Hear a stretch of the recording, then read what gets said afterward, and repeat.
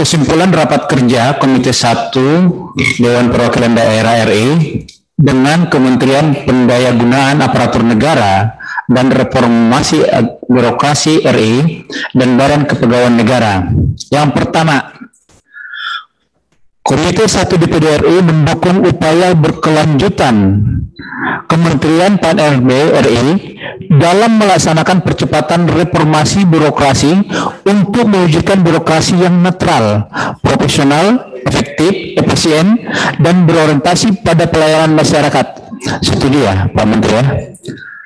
Gimana Pak Bima, Kepala UPAN? Setuju ya? Yang kedua, Komite 1 DPD RI mendorong pemerintah melalui Kementerian Pan-RB RI dan Badan Kepegawaian Negara untuk memberikan kebijakan afirmasi terhadap proses pengadaan ASN bagi tenaga honorer K2 yang memenuhi persyaratan. Ada tanggapan dari Pak Bima atau Pak Menteri? Ada masukan tadi dari yang terhormat anggota DPD ya untuk mencari solusi. Mungkin Ibu Jerika tadi ya menyampaikan, Pak. Saya kira tambahan ya untuk mencari solusi bersama. Untuk mencari solusi bersama. Mengakomodir apa tenaga kerja muda-muda ini. Afirmasi tapi juga mencari solusi lah. Ya, itu dan mencari solusi. Mencari solusi terhadap proses pengadaan ASN bagi tenaga honorer K2 yang memenuhi persyaratan. Ada tambahan Pak? Mencari solusinya setelah jadi kebijakan afirmasi bagi tenaga honorer saja Pak, karena kalau K2 ini hanya terbatas orangnya, tidak mencakup yang lain. Tenaga K2-nya dihapus. K2-nya dihapus saja yang memenuhi persyaratan dan mencari solusi untuk calon ASN dari generasi muda.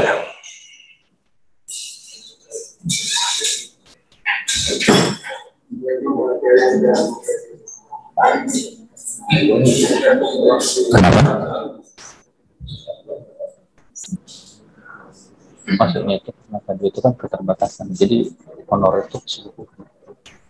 Jadi all in keseluruhan. Jadi ini all in keseluruhan ya Pak Bima ya. Yeah. Jadi kalau cuman K2 kan terbatas, yeah, cuman K2-nya. Iya, K2-nya saja.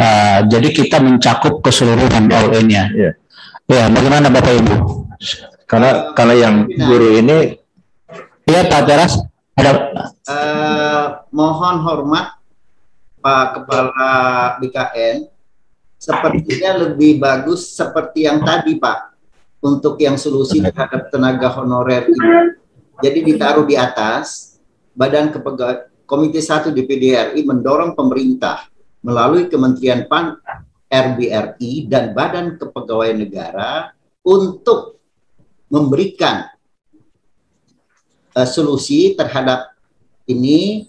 Kemudian yang pertama tadi, sebelum ini mencari solusi tenaga honorer di belakang.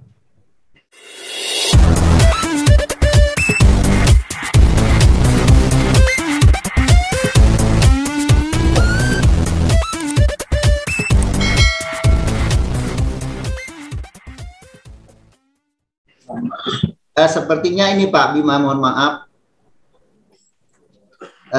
kalimatnya jadi seperti nggak nyambung ya. Tapi kalau ditaruh di tengah itu, sepertinya dia menjadi satu kesatuan gitu. Terima kasih.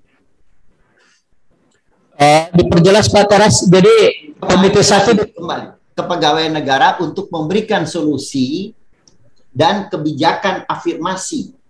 Solusi dan kebijakan afirmasi terhadap proses pengadaan dan lainnya. Bagi tenaga honorer atau pakai K2? Enggak. Oh, tetap honorer seperti yang usulan Pak Bima ya? Ya, betul. Ini udah betul ini, tapi ya tinggal tadi aja ditaruh di atas ini. Jadi yang di belakangnya bisa dihapus. Itu usul saya. Ya, nggak apa-apa juga. Oke, yang Pak Bima. Ya. Sampai tenaga honorer yang memenuhi persyaratan. Ya. Seperti itu ya, Pak Teras ya? Ya. Ditambah Kasih. yang mau Iya. fresh graduate yang memang punya kapasitas untuk bisa bersaing juga. Itu persyaratan. Persyaratan, ya. Kan ada sesuai persyaratan ya, Bu Jalika? Tapi itu dari tenaga honorer kan? Tapi yang dari Jadi ini baru tenaga honorer, belum yang generasi muda yang akan masuk ke ASN. Oleh Oh, Ketua. yang dari passing grade-nya untuk apa yang muda-muda maksudnya? Setiap daerah. Memang sudah tugas kita. secara global dan pemilihan kebijakan tidak hanya dari honorer, tapi kita harus seimbangkan sesuai kemampuan. Atau jalan tengahnya mungkin memenuhi persyaratan dan kebutuhan di masa depan. Jadi itu termasuk juga. Memenuhi persyaratan dan kebutuhan di masa depan. Ketua, boleh saya tambahkan? Ya, Pak Abraham. Ya, Pak Menteri, Pak Kepala BKN, tadi saya yang mengusulkan harus ada solusi untuk bagaimana memilih antara tadi tenaga yang milenial, fresh graduate ini dengan dilema daripada ASN yang tes nggak lulus tuh, yang di daerah-daerah 3T dan sebagainya, itu pasar kemana juga SDM-nya udah begitu. Mereka dikasih pensiun dini, dikasih modal kerja, dikasih pesangon, supaya dia menciptakan lapangan kerja baru. Kemudian seperti yang diusul Angelika tadi, yang fresh graduate nih, milenial ini yang bisa membantu kita untuk bisa bersaing secara global itu. Ini dilema kita.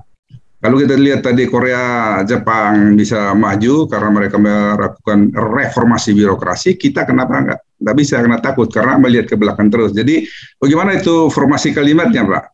Solusinya untuk mengatasi yang tidak lulus tadi itu dengan kasih jalan lain. Jangan dikasih passing grade-nya tinggi tapi tidak bisa rekrut, dan dia juga dipaksakan masuk di situ, ya terlambat lah. Kita nggak bisa mengejar ketertinggalan ini.